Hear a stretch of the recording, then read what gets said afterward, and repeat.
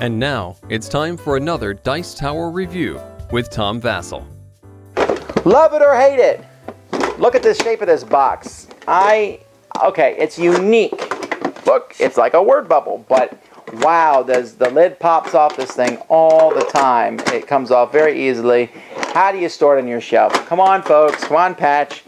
You know, you're paying extra money for the unique shape. I hope it made you enough sales, but love it or hate it is yet another variation on the write something down and get other people to check it out style games. Let's take a look at it and see if it's better than the other ones.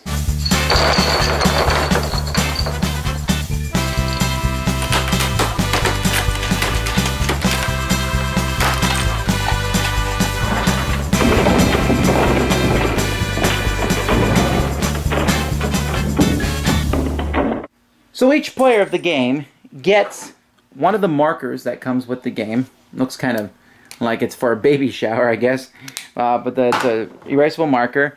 And you get one of these boards. If you notice, it's hard to see, but here it says hate it. And here we have love it. And basically the game is based on one of those. One person is the judge each turn. So you have a box of cards. Yay, cards! And in these cards, you will pull one of the cards and ask a question. Like if the Girl Scouts only sold one type of cookie. I would love it if it were, well obviously I'd love it if it was those peanut butter kind, and hate it if it were the sugar wafers. Okay, if I was to guzzle an energy drink and experience one unique side effect from it. If I had to sleep on something other than a bed. If a member of the opposite sex, not my significant other, and I were the last two people on Earth and we had to repopulate it. I would love it if it were, I would hate it if it were. If I had to be a Looney Tunes character, if I had to replace my nose with an animal nose. If I had the ability to read one person's thoughts, if I created a new team mascot, and etc., etc. We have all different kinds of questions here. So let's ask the question here that if I had one thing stolen from my house, I would love it if it were what, and I would hate it if it were what. Okay? So let's say I would love it if it were Dad, and I would hate it if it was the board game collection. Each person, once they're done writing these, will take their things and place them here in the center. Okay, so the judge doesn't really know whose is what. Everyone writes their answers on them and places it in this container, which sits pretty well. It's a pretty neat little device, and the boards do fit nice inside it. You can see 5, and there's one more that fits in here for a total of 6. We then go to the judge.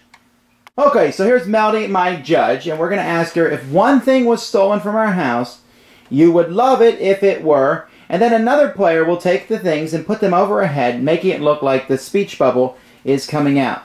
Okay, so one of them is my sister, okay? And the next one is my homework, okay? The next one is the garbage. The next one is dirty clothes. And the next one is Dad. So if one of those things was stolen from your house, which one would you love it if it was? Either garbage or sister. Well, you got to pick one. Sister. Did you hear that, Amy?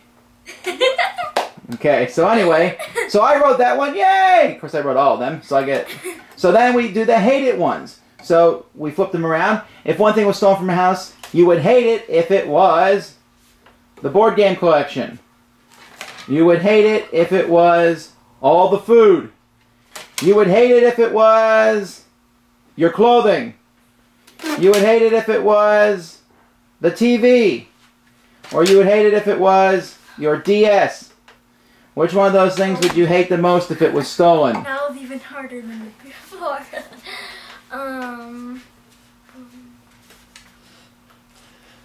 Alright, choose. The DS. The DS? Yeah, I wrote that one too. Alright, so then we go back and look at what happens. The game comes with a pile of chips. And each person who the judge picks their thing, they either take a love it chip or a hate it chip. Now once you reach 3 of one of the types of chips, then you can no longer get any more of that chips, but you can still win it so that the other people don't get it. The first person who gets 3 from both the love it category and the hate it category wins the game. So if you're really good at picking things people hate, that's all well and good, but you need to find things that people love too. So that's basically the game. Each turn a different person is the judge, and you keep going till someone gets enough chips to win. Love it or hate it does add something to the genre. Rather than just saying the one thing, you have the love it or the hate it. So it gives you two different answers. The questions most certainly are written so that with an adult group, the questions could get fairly risque. I mean, you have to realize that that is an option. And there are some questions that when I played with younger kids, the 12 plus on here is certainly appropriate because they just didn't understand them. I would skip them and say, okay, we're going to try something else. The components are neat. The box, you know, is kind of a pain, but the components are neat. Although I will say that some of the whiteboards, I used an extra whiteboard marker, just grabbed one off a whiteboard and used it, and it did not erase. So I'm not sure what's up with those boards. But for the most part, the questions, the chips, the tokens, everything is cool, and people like the idea of it.